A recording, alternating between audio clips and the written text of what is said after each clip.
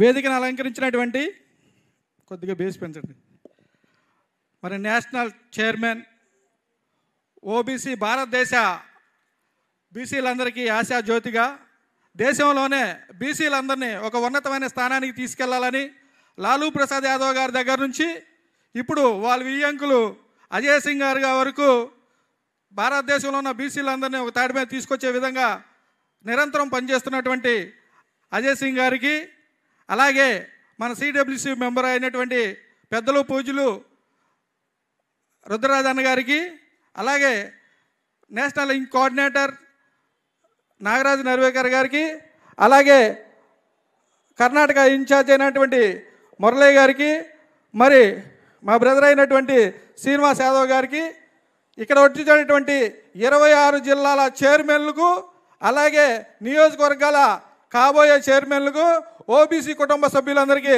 ధన్యవాదాలు తెలియజేస్తున్నా. మరి గతంలో కాంగ్రెస్ ప్రభుత్వం అంటేనే ఎస్సీ ఎస్టీ బీసీ మైనార్టీలు అనేవాళ్ళు. కానీ ఇప్పుడు కులాలుగా మతాలుగా విడిపోవటం, దాన్ని కుల రాజకీయాలుగా కుటుంబ రాజకీయాలుగా తయారు చేసిన పరిస్థితులు ఈరోజు చూస్తూ ఉన్నాం.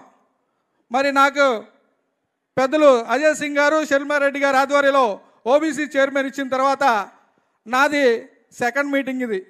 సార్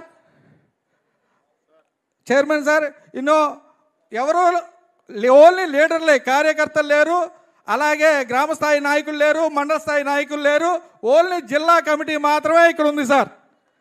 ఓన్లీ 26 జిల్లాల చైర్మన్లు ఒకసారి వేదిక మీదకి రండి అందరు వరుసగా.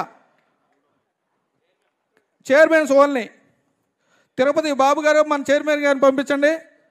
అలాగే కాకినాడ జిల్లా వెనకరండి. అలాగే సత్యసాయి జిల్లా మహిళమ్మ తల్లి వచ్చారు. ఓన్లీ జిల్లా చైర్మన్లు ఓన్లీ.